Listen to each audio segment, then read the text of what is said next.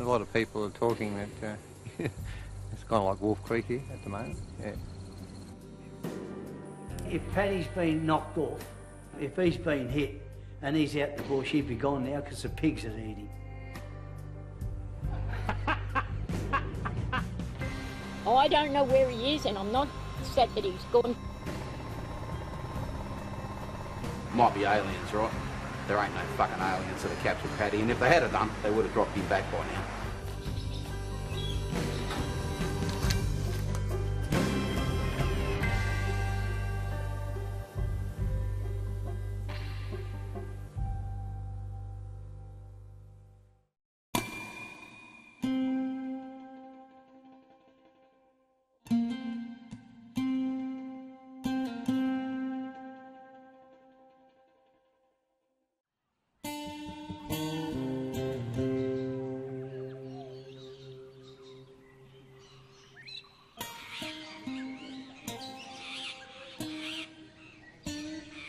Okay, so we're recording.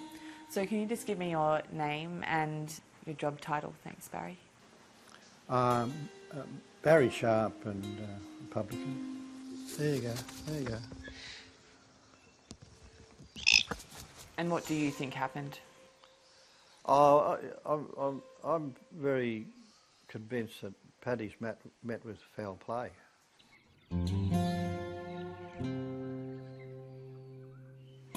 When I first came into the pub, it was the pink Panther was already there, but it wasn't being exploited in any way. So that's when I come up with the idea of painting the building pink and calling it the Pink Panther Hotel, Pink Panther Pub, and it needed to be done because we're situated a little bit off the highway, and at 100 kilometres an hour you don't see the pub sometimes, so we're painted pink, it stares you fair in the face.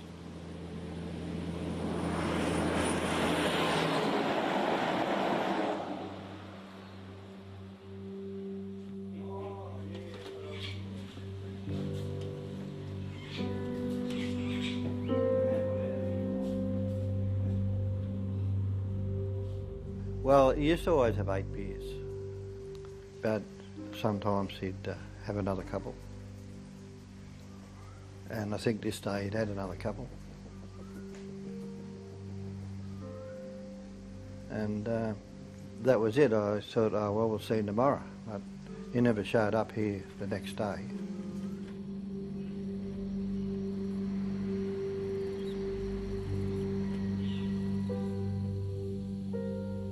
We're treating his disappearance as suspicious. It's completely out of character for Paddy. He's set in his ways. He has a strict routine where he attends the pub, has 8 beers a day and comes home before dark. Based on that and our comprehensive search efforts, we're treating it as suspicious.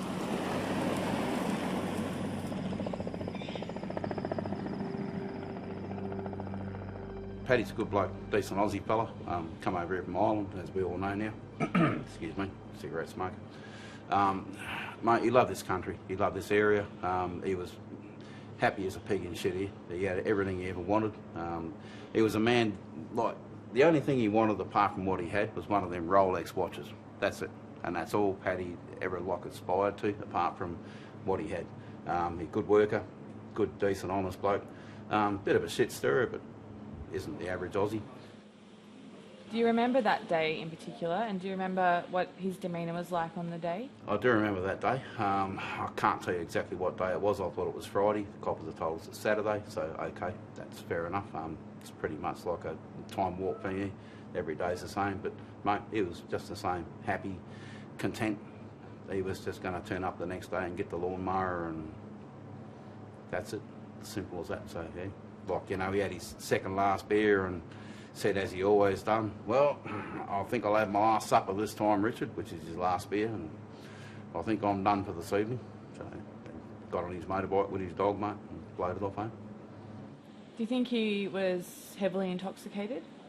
I wouldn't say heavily, no way. No, slight wobbly boot on, but then again, what is it, 2:30 in the afternoon, and I've got a slight wobbly boot on, so that's not unusual for up here. So, but yeah, no, we keep our shit tight. We always do.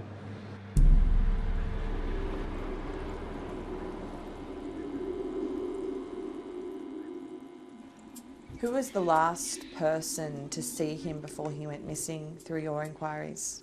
Our investigations established there was a tourist that was passing through. They had contact with Paddy and actually gave Paddy's dog Kellie a chicken, a cooked chook, and just to give it to the dog for dinner. And that was when Paddy was leaving just about dusk on the 16th of December 2017.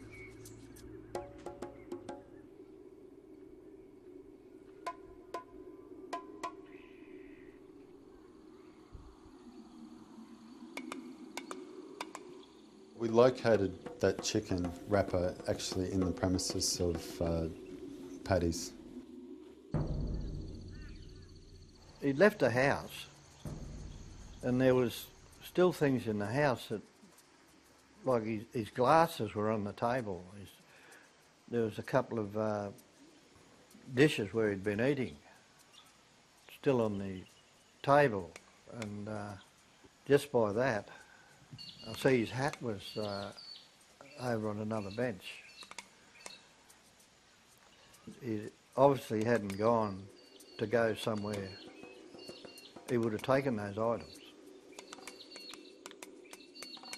Do you think he's still alive?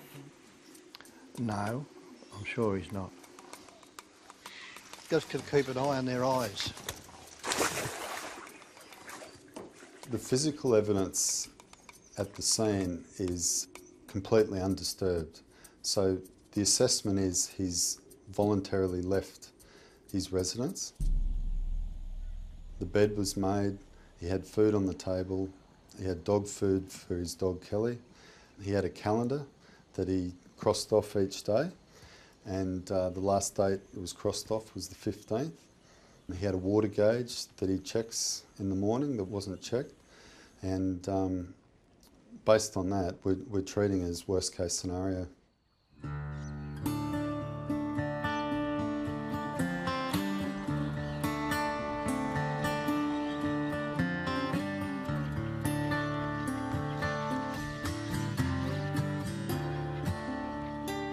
Where'd Paddy come from? Many, many years ago. He came from Ireland. That's right. And there were some pretty wild men in Ireland back in them days.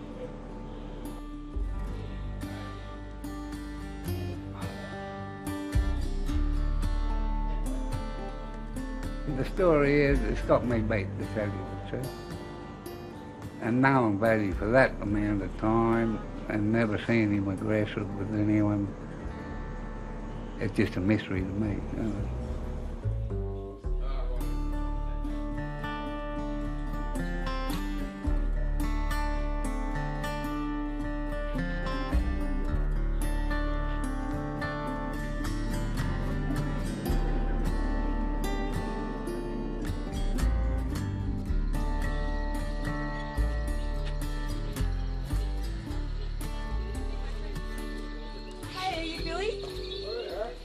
Hey Billy, I'm Anna. We're filming a story about Paddy Moriarty's disappearance. Are you able to have a chat with us? Yeah. Okay, no worries, thank you. So what do you think happened to him? Well, something like that killed him, for sure. Well, at first, if he was going somewhere, would have taken his car and his hat. He never went out without his hat. The key to this is the dog. You know, like, where's the dog? Because the dog hasn't come back. You know, find Paddy or find the dog. You'd probably find Paddy, we think.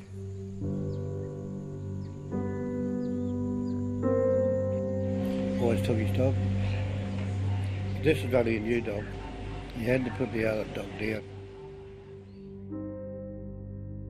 What's the significance that Kellie is also gone?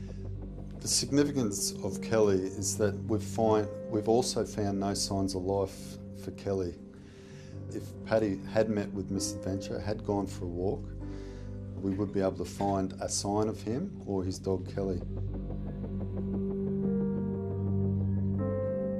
where is that little bitch? So we really need to find her as well.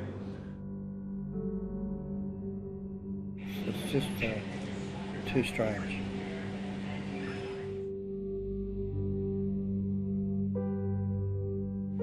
There's 10 people live in this town. 10 people live in this town.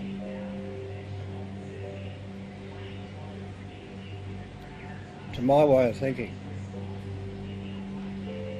one of them's a murderer.